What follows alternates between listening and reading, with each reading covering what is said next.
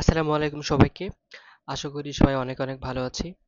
তো আমরা নতুন করে একটা টপিক শুরু করছি, সেটা হলো কালেকশন অফ সেন্টেন্স। অর্থাৎ একটা বাক্য সেটা সঠিক নাকি ভুল, এটা বেশ কিছু জিনিসের উপর ভিত্তি করে থাকে।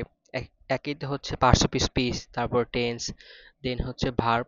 তো এগুলো ছাড়াও আরো বেশ কিছু ওয়ার্ড আছে যেগুলো আসলে ফিক্সড ভাবে আমরা ব্যবহার করি।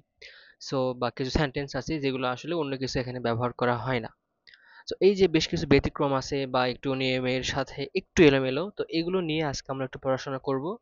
তো এটা হচ্ছে যে অ্যাডমিশন ক্লাস টাইপের। সেটা হচ্ছে যে কোনো ভার্সিটি হোক, মেডিকেল হোক বা বিসিএস হোক, এরকম রিলেটেড গুলোতেই কাজে লাগবে।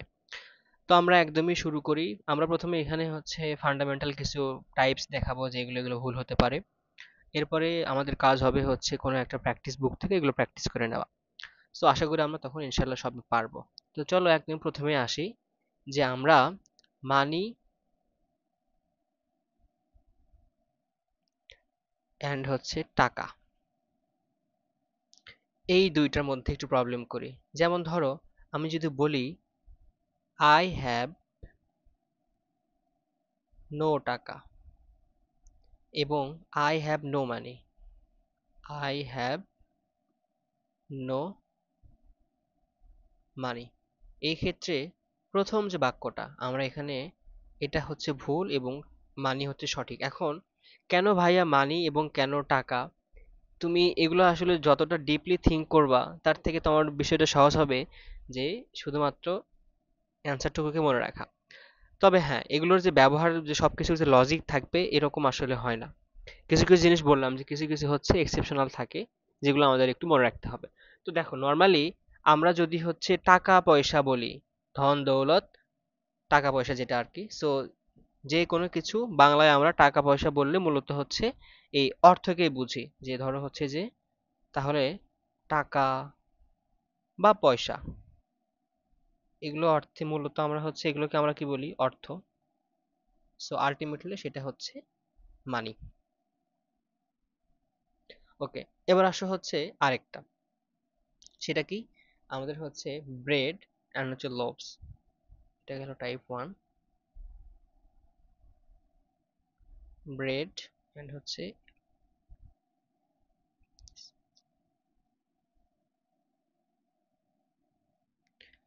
সো দেখো, তুমি যদি বলো যে হি ব্রট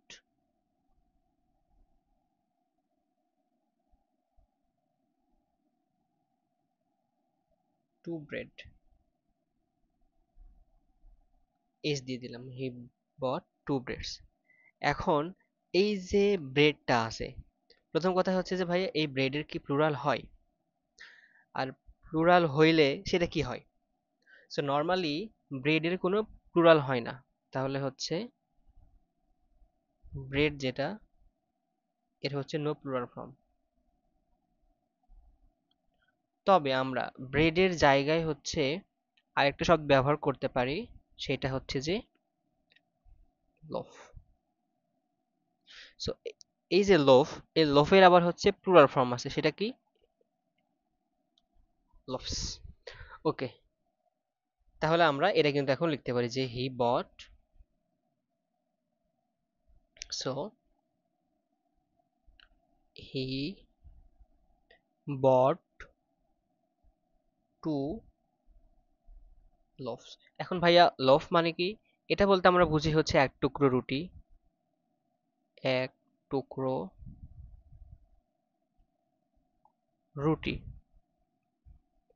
তাহলে সেইটার প্লুরাল ফর্ম, সেইটার হচ্ছে প্লুরাল ফর্ম হচ্ছে লোভস। বোঝা গেল বিষয়টা? তার মানে আমরা কিন্তু এই এই বাক্যটা ব্যবহার করতে পারবো না, আমাদের ব্যবহার করতে কি হবে, এটা ব্যবহার করতে হবে। ওকে, এবার আসো হচ্ছে, ওয়াও, জায়গা তো অনেক শর্ট হয়ে আসলো, ছোট করে নিই।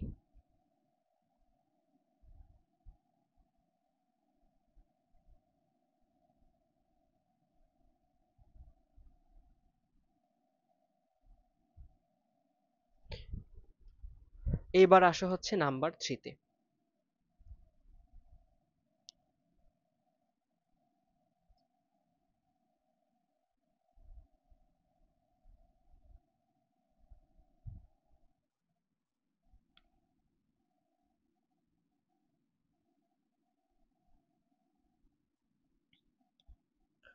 একদমই কমন একটা বাক্য, সেটা হচ্ছে যে ধরো সাইন, আমরা খাতায় সাইন করি না, সাইন এবং হচ্ছে সিগনেচার। সো এই দুইটার মধ্যে আমরা কি ব্যবহার করি আসলে? সো নর্মালি সাইনটা হচ্ছে, সাইন করা মানে কি, এই সাইনটা হচ্ছে ভার্ব, আর সিগনেচার এটা হচ্ছে নাউন। এখন ধরো আমি তোমাকে বাক্য দিলাম এরকম যে পুট ইওর সাইন হেয়ার, এখানে তুমি তোমার হচ্ছে সাইনটা করো। এখন দেখো এই সাইনটা এখানে একটা নাউন কোনো কিছু দিতে হবে এখানে, বাট আমার সাইনটা তো আলটিমেটলি হচ্ছে ভার্ব। সো আমাদের এখানে একটা নাউন ব্যবহার করতে হবে, তাহলে কি হবে? পুট ইওর সিগনেচার,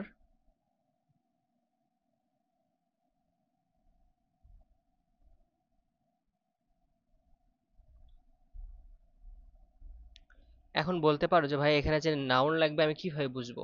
তো এইটারও কথা আছে যে হ্যাঁ দেখো, নর্মালি আমাদের অ্যাজেক্টিভ প্লাস হচ্ছে নাউন হয়। এখন এই এখানে ইওর যেটা আছে, ইওরটা হচ্ছে যে পসেসিভ অ্যাজেক্টিভ। আমরা এটা পড়ছিলাম অ্যাজেক্টিভ যখন পড়ি তখন, এটা হচ্ছে possessive adjective. So normally possessive অ্যাজেক্টিভের পরে একটা অ্যাজেক্টিভের পরে সেটা হচ্ছে নাউন হবে। যেমন ধরো হচ্ছে মাই কার, মাইটা হচ্ছে অ্যাজেক্টিভ এবং কারটা হচ্ছে নাউন। এই মাইটা হচ্ছে পসেসিভ অ্যাজেক্টিভ। পসেসিভ অ্যাজেক্টিভ বলতে কি বোঝায়? মালিকানা বোঝায়। তাহলে বোঝা গেল সিগনেচার এবং হচ্ছে সাইনের মধ্যে পার্থক্যটা। আশা করি তোমরা এটা বুঝতে পেরেছো। চলো নেক্সটে।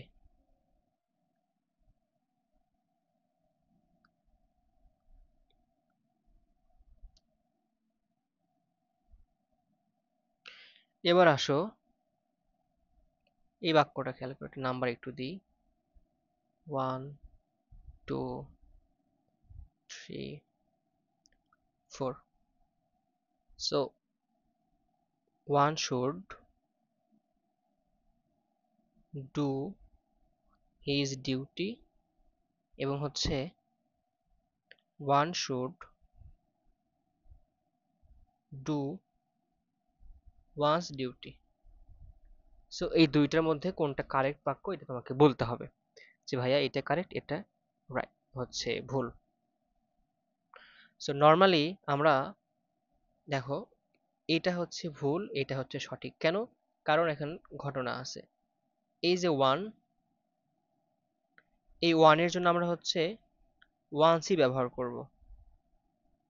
বাট যদি এরকম হয় তাহলে ভাইয়া হিজ কখন ব্যবহার করব আমরা? হিজ আমরা তখন ব্যবহার করব ধরো হচ্ছে বললো এভরিওয়ান, দেন তারপরে হচ্ছে নো ওয়ান, তারপরে সামওয়ান, এভরিবডি।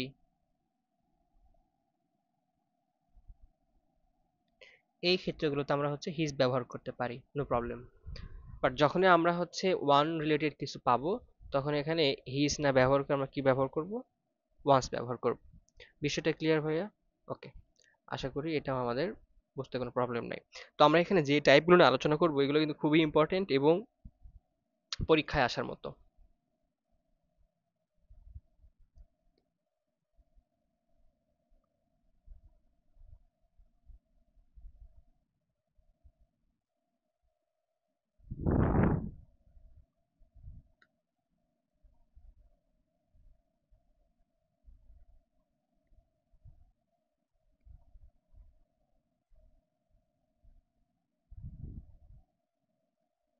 তো আমরা চারটা টাইপ শেষ করে ফেললাম।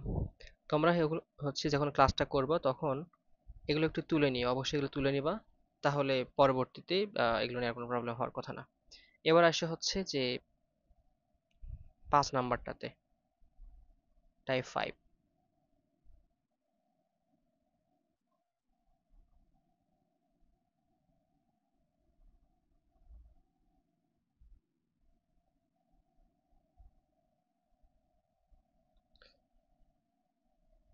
ধরো আমি এবার এরকম করে বললাম যে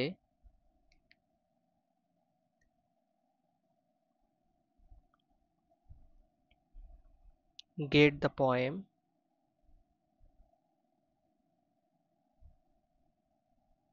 বাই মেমোরি। সো এখন এই আমাদের পয়েমটা নিতে হবে কিভাবে, মেমোরি ভাবে নিতে হবে। এবং আরেকটা বাক্য হচ্ছে এরকম, get the poem by heart.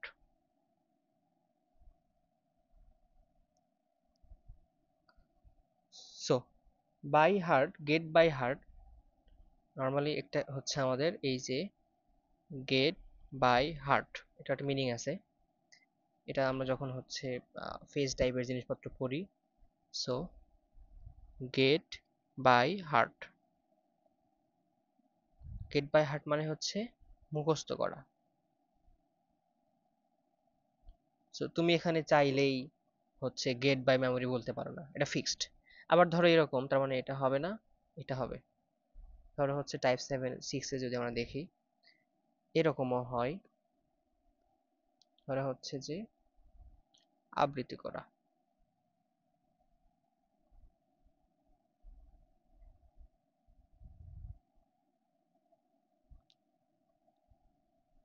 Toward the poem, ধরো বললাম হচ্ছে ফ্রম হার্ট, এবং আরেকটা বললাম হচ্ছে toward the poem from memory. So আমি তোমাকে হচ্ছে আবৃত্তি করতে বলছি। কোথায় থেকে আবৃত্তি করতে বলছি? তোমার হচ্ছে আহ, মাথা থেকে না হার্ট থেকে? সো এরকম না, এগুলোর আবার হচ্ছে আগেটা যেমন যেমন হচ্ছে গেট বাই হার্ট মানে মুখস্থ করা ছিল, তো সেরকম হচ্ছে কোয়াট ফ্রম মেমোরি, এর অর্থটা হচ্ছে যে মুখস্থ বলা, মুখস্থ বলা।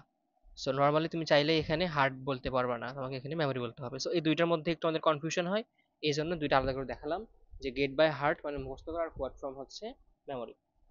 আশা করি এইটা নিয়ে আমাদের আর কোনো প্রবলেম হওয়ার কথা না।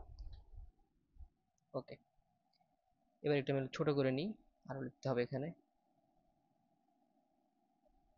সো এই যে যে মিস্টেকগুলো আমরা এগুলো নর্মালি করি, এই মিস্টেকগুলো আমাদের কিন্তু শিখতে হবে, একটু প্র্যাকটিস করতে হবে। তুমি হঠাৎ করে পরীক্ষার হলে গিয়ে কিন্তু মনে করতে পারবে না, তখন কনফিউশন হয়ে যাবে। আচ্ছা, কনফিউজড হয়ে যাবা যে কোনটা আমরা দাগাবো কোনটা দাগাবো না কেন। সো যখন তুমি এগুলো একটু বাসায় আলাদাভাবে দেখবা, তখন এই প্রবলেমটা আর হবে না। তাছাড়া নর্মালি এগুলো কিন্তু পরীক্ষার হলে তুমি কনফিউজড হয়ে যাবা, দাগাতে পারবে না আসল অ্যান্সারটা। 6টা শেষ, এবার আসো 7-এ। Lucky number 7।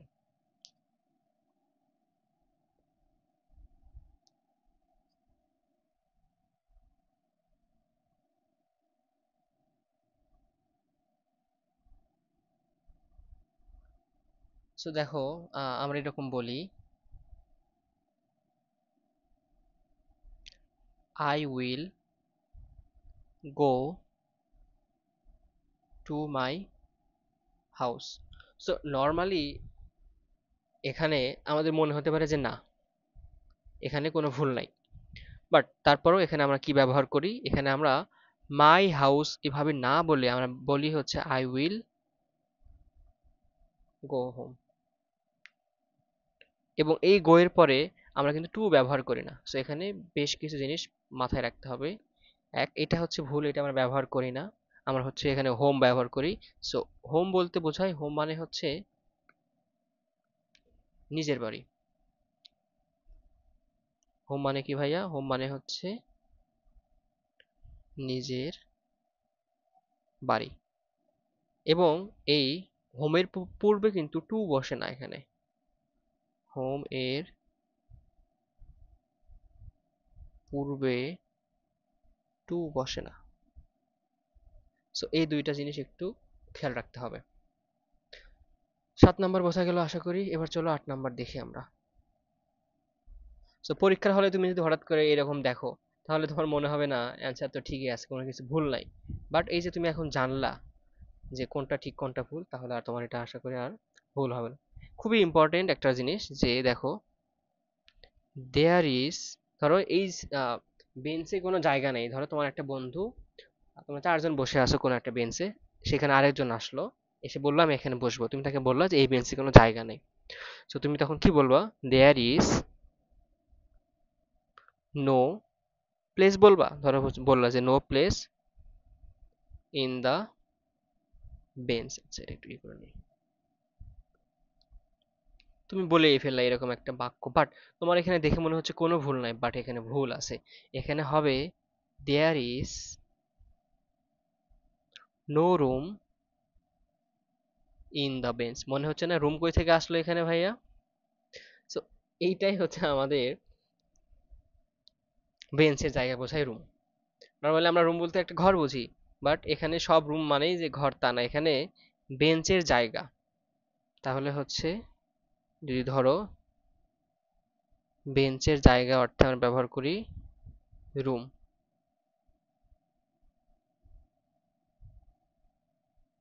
ক্লিয়ার এটা? এটাও কিন্তু পরীক্ষাতে আসে এবং এটা আমরা হরহামেশা ভুল করে থাকি। সো আমাদের মোটামুটি 8টা টাইপে আমরা দেখলাম, এবার চলো আমাদের 9 নাম্বার টাইপটাতে। 9।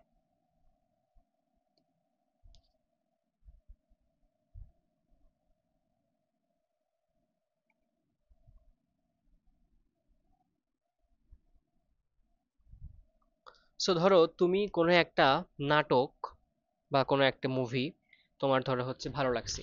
সো তাহলে ধরো আমাদের ভালো লাগছে, আমরা কোনোটা দেখতে গেছিলাম। সো আমি এসে বললাম, ধরো আমি এসে আমার কাউকে একটা বললাম যে থিয়েটারটা ভালো ছিল। এখন থিয়েটার বলবো না অন্য কিছু বলবো, এরকম একটা কনফিউশন হয়। ধরো তোমার বাক্যে এবার দেয়া আছে we enjoyed the theatre,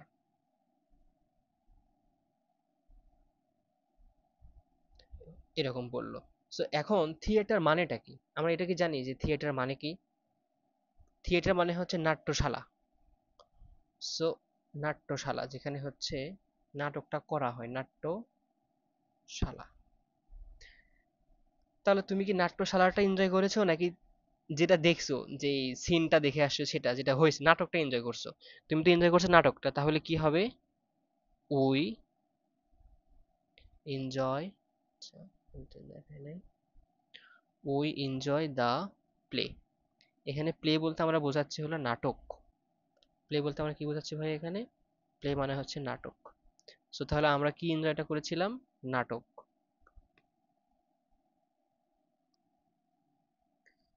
okay. So এই যে বললাম একটু আগে যে সচরাচর আমাদের দেখতে এগুলো ভুল মনে না হলে এগুলোর মধ্যে ভুল আছে, কিছু চেঞ্জ আছে। এবার ধরো হচ্ছে যে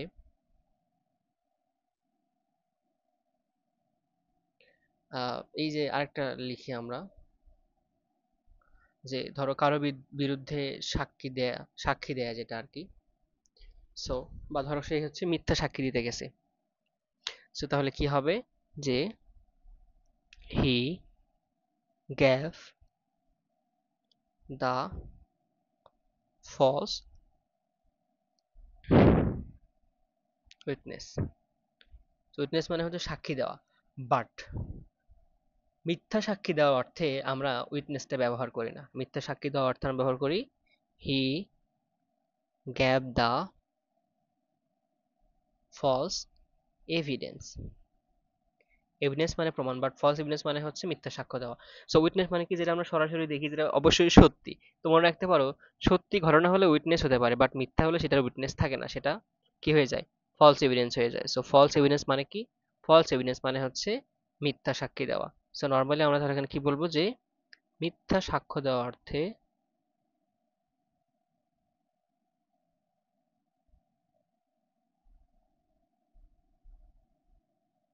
আমরা কি ব্যবহার করি? এভিডেন্স ব্যবহার করি। সো এই যে আমরা 10টা টাইপ দেখলাম, এই 10টা টাইপ হচ্ছে, দেখো সবগুলোই নাউন এবং প্রোনাউন রিলেটেড। কি রিলেটেড ভাইয়া? নাউন এবং হচ্ছে প্রোনাউন রিলেটেড। সো এরপর আমরা দেখব হচ্ছে নাম্বার রিলেটেড। সো এটা গেল আমাদের টাইপ 1। লাস্ট, আশা করি আমাদের এই 10টাতে কোনো প্রবলেম নাই। তার মানে এটা যদি আমি লিখতে চাই, কি দিয়ে লিখি? এই কালার দিয়ে লিখি।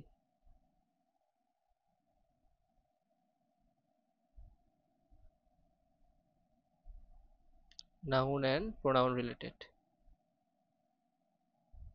এবার ধরো হচ্ছে টাইপ 2 তে আসি।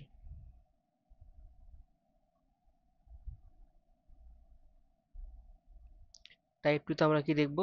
নাম্বার। নাম্বার সংক্রান্ত যে ভুলগুলো আমরা করে থাকি। সো আগের মতোই আমরা হচ্ছে ধরো আবার নাম্বার 1 এ আসি না, আচ্ছা 10টা আছে, 11 নাম্বার দিই। নাম্বার 11।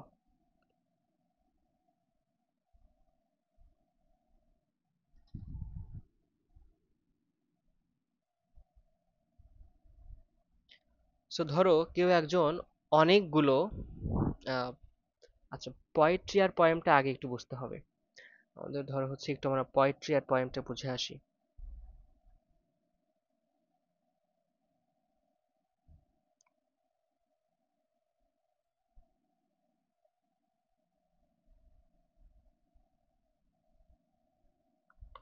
ধরো হচ্ছে যে পোয়েট্রি মানে কি? পোয়েট্রি মানে কি বলা যায় এটাকে?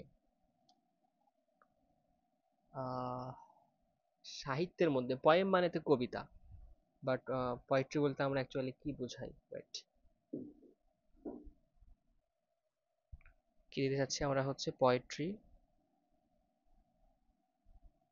অ্যান্ড হচ্ছে পয়েম। পয়েম মানে কবিতা জানি, আর হচ্ছে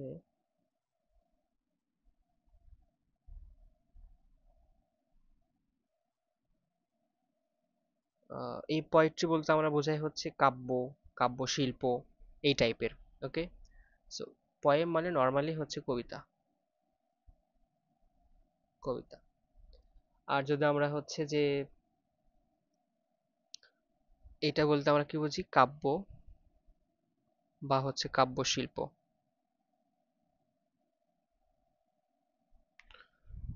সো দুইটার মধ্যে পার্থক্য কি? নর্মালি দুইটার মধ্যে বেসিক যে পার্থক্য, আমরা পোয়েট্রি কোনো প্লুরাল করতে পারি না।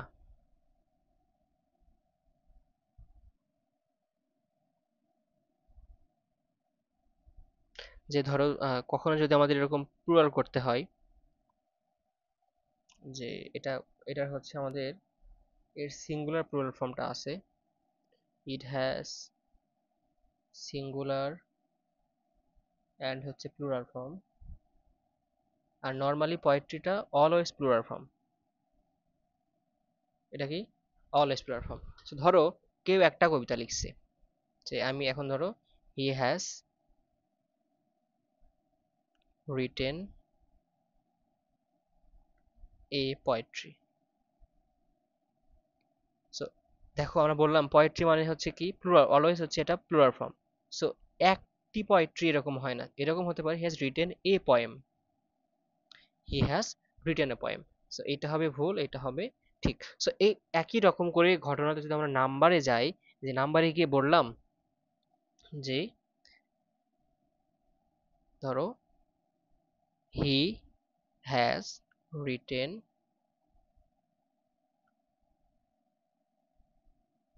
নাইস পোয়েট্রিস, কি করে দিলাম? ইএস যুক্ত করে দিলাম। বাট আমরা তো জানি যে পোয়েট্রির সাথে কোনো এস বা ইএস যুক্ত হয় না, তাহলে এখানে কি হবে? Nice poetry. সে একটা, একটা না, সে একটা কাব্য, একটা ধরো হচ্ছে একটা বই টাইপের বা একটা শিল্প টাইপের, এরকম একটা পোয়েট্রি বা সাহিত্য টাইপের, সাহিত্যের একটা পার্ট, সেটা সে লিখে ফেলেছে। সো এই জন্য এখানে হচ্ছে আমরা কি দিলাম? পোয়েট্রি দিলাম। কারণ কি? এটার হচ্ছে কি ফর্ম নাই বলতো? এটার প্লুরাল ফর্ম আর হয় না, কারণ এটা অলরেডি পোয়েট্রি নিজেই কি? প্লুরাল। প্লুরালে হচ্ছে ইএস হয় না। বোঝা গেল এটা? আশা করি তোমরা এটা বুঝতে পেরেছো। নাম্বার 11। সো এবার আসো হচ্ছে নাম্বার 12তে।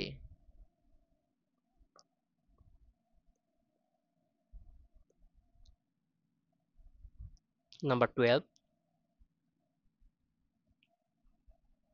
সো নাম্বার 12, এই জিনিসটা খুবই ইম্পর্টেন্ট এবং আমাদের মাঝে মাঝে ভুল হয়, যে ফার্নিচার।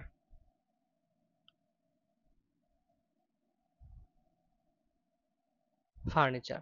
সো ফার্নিচার মানে কি? আমাদের বাসায় যে আসবাবপত্র যেগুলো আছে সেগুলোকে আমরা ফার্নিচার বলি। সো এই যে ফার্নিচার যেগুলো আছে, এই ফার্নিচার এটা হচ্ছে আনকাউন্টেবল। ফার্নিচার এটা কি ভাইয়া?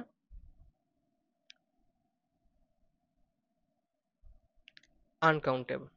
তার মানে কি, এটা হচ্ছে এর কোনো প্লুরাল ফর্মটা নাই, মানে এর সিঙ্গুলার বলো বা প্লুরাল বলো, আমাদের হচ্ছে এই ফার্নিচার শব্দটা। তার মানে তুমি হচ্ছে এখানে এস বা ইয়ে যুক্ত করতে পারবে না। তুমি এরকম করে ধরো হচ্ছে লিখলাম যে এর প্লুরাল ফর্ম হয় না, এর প্লুরাল ফর্ম, আচ্ছা ফর্ম বানান মনে হয় ভুল হইল, হয় না। তার মানে যদি বাক্য কখনো এরকম বলে দেয়, যে ধরো বলল যে তার বাসার সবগুলো ফার্নিচার সে বিক্রি করে ফেলেছে, so he has sold his furnitures. Normally তোমার দেখে মনে হতে পারে কোনো ভুল নাই, বাট এখানে যেহেতু এস বা ইএস এটা নিবে না, তার মানে কি হবে, হিজ ফার্নিচার। বোঝা গেল বিষয়টা ভাইয়া? আশা করি এটার কোনো ভুল হবে না তোমাদের। চলো পরবর্তীটাতে আমরা চলে যাই।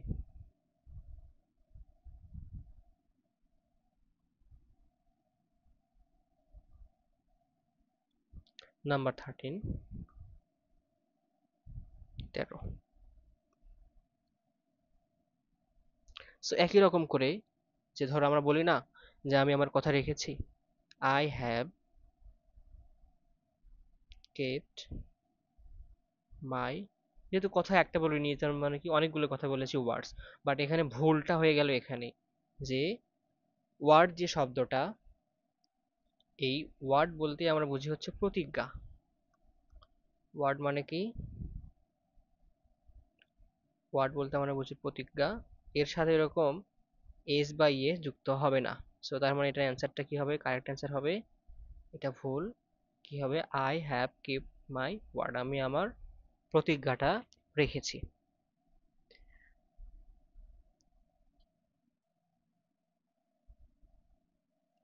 এরপরে আরেকটা ইম্পর্টেন্ট আসে, সে নাম্বার 14, লাকি নাম্বার 14।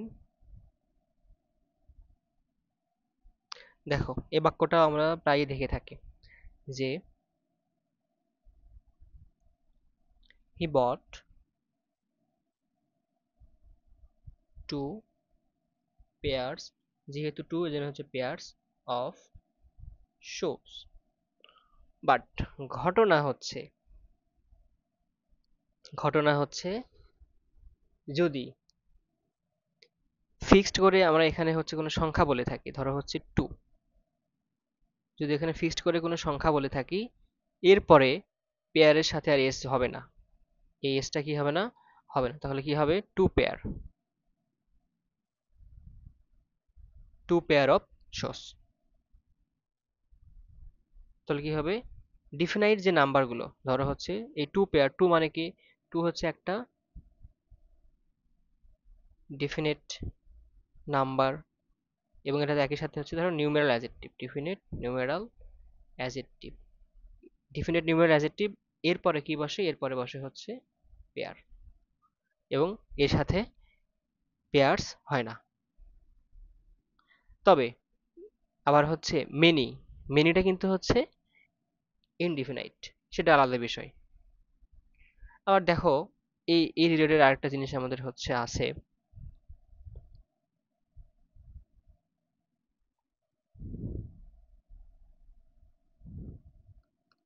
নাম্বার 15।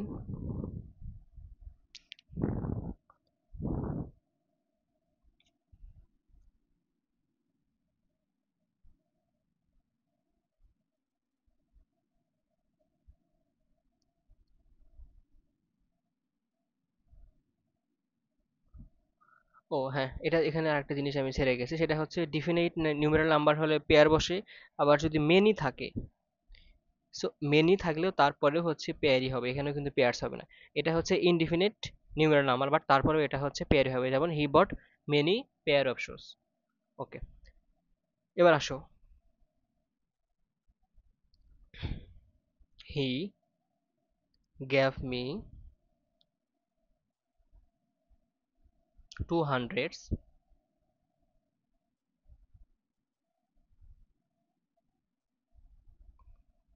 টাকা। সে আমাকে হচ্ছে 200, যেহেতু টু বললাম এই জন্য আমরা এখানে কি দিলাম, টু হান্ড্রেডস দিলাম। এখন ঘটনা হচ্ছে যে হান্ড্রেডের যদি প্লুরাল করতে চাই, এর প্লুরালটা, হান্ড্রেডের প্লুরাল হচ্ছে হান্ড্রেডই হয়, এর সাথে এস বাই এস যুক্ত হয় না। এর প্লুরালটা এস বাই এস যুক্ত হয় না। তার মানে এখানে কি হবে, অ্যান্সারটা দাঁড়াবে, এটা হবে ভুল। অ্যান্সার দাঁড়াবে হি গেভ মি 200 টাকা। এরকম করে 1000, 2000, সো সেগুলোতে কিন্তু এটা মেনটেন করতে হবে। ওকে, আমরা দেখতে দেখতে হচ্ছে 15টা টাইপ শিখে ফেললাম। এবার আসা হচ্ছে পরেরটাতে।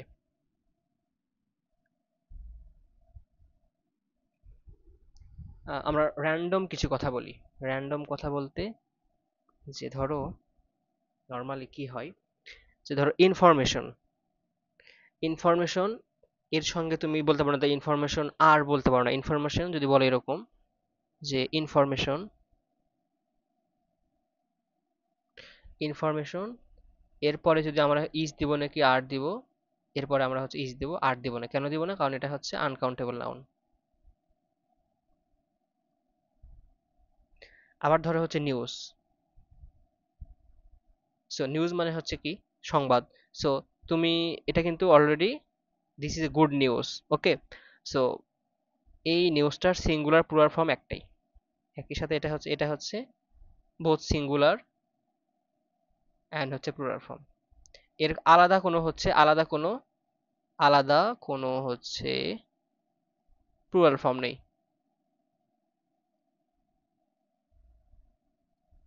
আবার ধরো হচ্ছে যে আহ, যেহেতু আমি বললাম যে এরকম, যে অ্যাডভাইস, অ্যাডভাইস মানে কি, উপদেশ। অ্যাডভাইস মানে কি, উপদেশ। যেমন হি গ্যাভ মি গুড অ্যাডভাইস, উপদেশ। এখন মনে ধরো হচ্ছে সে অনেকগুলো কথা বলছে, তুমি সেখানে কি দিবা, অ্যাডভাইসেস দিবা, অ্যাডভাইসেস দিলা। বাট অ্যাডভাইসেস দিলে হবে না, কারণ অ্যাডভাইসেস মানে হচ্ছে সংবাদ ব্যবস্থা সংক্রান্ত যদি কিছু হয় সেটা হচ্ছে অ্যাডভাইসেস হবে। এটা কি আলটিমেটলি মিন করে হচ্ছে সংবাদ ব্যবস্থা সংক্রান্ত কিছু। তাহলে কি হলো, ধরো হচ্ছে গুড অ্যাডভাইস, তুমি এখানে ইএস এস যুক্ত করতে পারবা না। বোঝা গেল বিষয়টা এটা? আচ্ছা,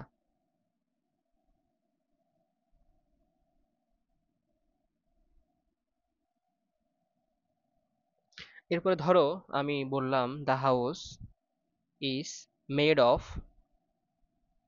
ব্রিক। ব্রিক মানে কি, ব্রিক মানে হচ্ছে ইট, বানান ভুল হলে মেবি BRICK হবে। সো যেহেতু অনেকগুলো ইট দিয়ে তৈরি হয়েছে আমরা এস দিলাম, বাট এখানে এস দেওয়া যাবে না। উপাদান বা যেটা দিয়ে তৈরি হয় সেটার সাথে আমরা এইভাবে হচ্ছে এস বাই এস যুক্ত করে প্লুরাল জিনিসটা করতে পারি না। তার মানে যা দিয়ে তৈরি এর সিঙ্গুলার নাউনটা এখানে ব্যবহৃত হবে। তাহলে the house is made of brick হবে, এস বাই এস যুক্ত এখানে হবে না। এরপরে ধরো অ্যালফাবেট, আচ্ছা লাগবে না এটা, ওকে।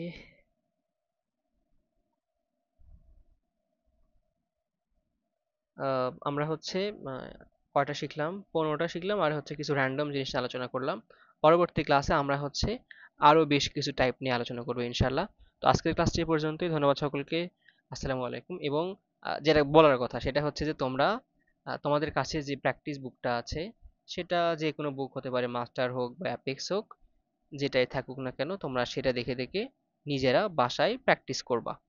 তাহলে কি হবে, আমরা ক্লাসে যা শিখলাম সেগুলো হচ্ছে আরেকটু ভালোভাবে আয়ত্ত হবে।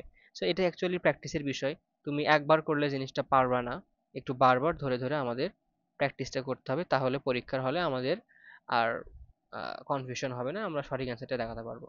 সো এই হচ্ছে আমাদের আজকের কালেকশন অফ সেন্টেন্সের 1 নাম্বার ক্লাস। তাহলে এটা হচ্ছে আমাদের ক্লাস 1। সো আজকের ক্লাসে পর্যন্ত। ধন্যবাদ সকলকে। আসসালামু আলাইকুম।